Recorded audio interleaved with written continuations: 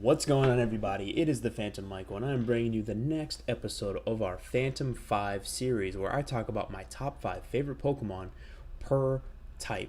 And today, if you guys cannot already tell by my layout, we are going to go over my top 5 favorite normal type Pokemon. If you guys are excited for today's episode, please leave a like, comment down below, let me know what your favorite normal types are, and with that, let's get started. Okay, so my number 5 spot has to go to Aipom. So, Aipom is a Gen 2 Pokemon. I don't have a lot of experience catching him in Gen 2 because when I was kind of young when I was playing it, and I really stuck with my Feraligatr. But yeah, so I don't have a lot of experience in Gen 2 where Aipom is from. However, I have a lot of experience with Aipom in Diamond and Pearl. I caught one in whenever I slathered some honey on a tree, and then in the anime because I was a really avid anime watcher in the Diamond and Pearl series, especially on Cartoon Network. I was checking out a lot of Pokemon Diamond and Pearl. Loved it, loved it, loved it. Ash's Aipom with Swift, Mach Punch. Couldn't. I was a little heartbroken when Aipom's like, I want to go do contests and I don't want to battle anymore. I was like, no, I loved Aipom so much on Ash's team, but it is what it is. So yeah, I think with just that that memory of Aipom on the show being like a kooky little character, and of course the experience I have playing with him in Diamond and Pearl myself, I think that is why Aipom has made it on number 5 on today's list. Okay, let's go to number 4. Number 4 is for Snorlax. Okay, so Snorlax playing the original Red game, he was always that guy that you knew he was coming up, you didn't know how to handle it. None of my Pokemon were level 30, so I was like, oh man, this is going to be a little scary. My first time running into the first Snorlax, I didn't save the game, and I was really, really sad because after I beat him and I accidentally killed him and he like stomped off into the mountains. I was like, oh, if I turn off my game, I could have another chance. But then I remembered that I had been playing for like 2 hours and I hadn't saved once. So I decided not to do that. And yeah, I was a little upset about that. But I remembered there was another Snorlax I can go catch. So I went and caught that one. So that is my experience with Snorlax in Red. Now, when Diamond and Pearl came out and I found out Snorlax had a baby form, I was like, oh my gosh, this is great. And of course, I had to catch me a Munchlax. My first ever playthrough of Pokemon Sun and Moon, I had Munchlax on my team with the Normalium Z. Not Normalium Z, Snoralium Z? Yes, yeah, Snoralium Z. I had that on my team. I did put the Normalium Z on because you can't use the Snoralium Z until you get a Snorlax. And I had a Munchlax for a little while. But yeah, that is where Snorlax fits into the bracket in my number 4 spot. My number 3 spot goes to Kangaskhan. Don't even get me started. So Kangaskhan evaded me the entire time I played through Red. Could not catch him in the Safari Zone. Fire Red and Leaf Green comes out. I got really lucky. I got one, but he didn't stay with me the entire playthrough. And whenever you battle Giovanni and it uses a Kangaskhan, you're like, oh my goodness, this thing hits like a truck and can take hits like a champ. And you just didn't know what to do. However, I did catch one in Diamond and Pearl. Again, Diamond and Pearl. I had one in Diamond and Pearl.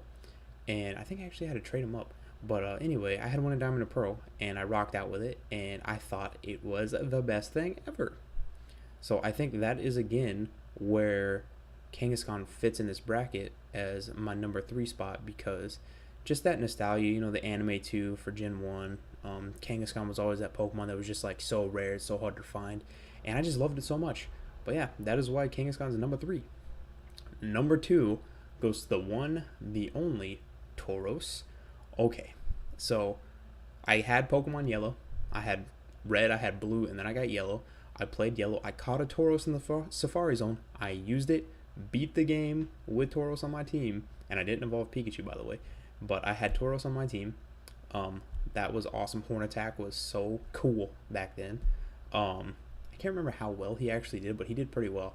But now let's skip all the way because this is how my Pokemon life went. Red, Blue, Yellow.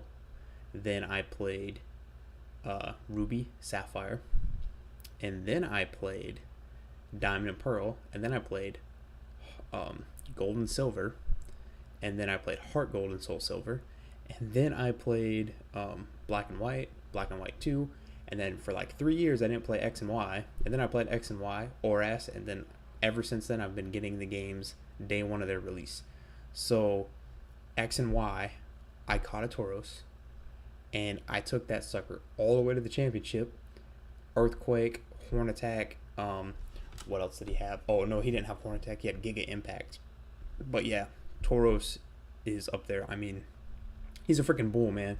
My grandfather was a rancher, and man, you just can't get over like how cool this beast of a bull is. And I'm very glad that he was on my X and Y team for sure. Now let's go to my number one spot. We're talking about the one, the only, the mascot of my channel, Zangoose. Okay, I'm not gonna lie, I didn't realize how popular Zangoose was until I said he was my mascot. Now I'm seeing like multiple people have Zangoose as their mascot. Won't say any names. Gavin. But yeah, Zangoose is my number one spot.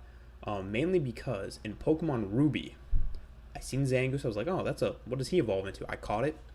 Didn't evolve. But he was Adamant Nature when I caught him, and I was like, oh, this is pretty cool. And I threw an X-Scissor on him. I threw a Shadow Claw on him. What else? Quick Attack. What else did I have? I can't remember my fourth move. But anyway, I can't remember what it was. I can't remember what the fourth move was. But anyway, I took him all the way.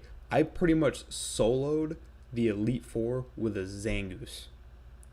Shadow Claw, murdered all the ghost types. I think I had a fighting type move on it. Maybe it was Brick Break. Maybe it was Brick Break that was my fourth move, because I remember Zangoose straight up just murked everybody in the dark type Elite Four. Remember, Sydney got wrecked by Zangoose with Brick Break. Shadow Clawed every single ghost type. The ice type, I think I Brick Breaked a lot of those, but it couldn't really do anything. And then the dark type, yeah, the dragon gave me a little bit of problems, but Zangoose didn't even get KO'd. I had to PP max him a few times. Zangoose didn't get KO'd. I just wrecked house with Zangoose. Steven gave me a little bit of problems. I think I couldn't really solo Zangoose with Steven because he had the Skarmory and Metagross. But, you know, Zangoose pretty much held his own the entire time through Ruby and Sapphire. Me and Cool Trainer Gavin are trying to figure out something because one of us has to be the true Zangoose master. We don't want to spoil anything, but we're talking about it. We'll see what's going to happen. But Zangoose is my all-time favorite normal type Pokemon. Alright, you guys. Why don't you guys let me know what's your favorite normal type Pokemon down in the description down below. Also, let me know what Pokemon type you want me to do next for my Phantom 5 videos. Alright, you guys. I've been the Phantom Michael. I'm going to get the heck out of here. I'll see you guys in the next one.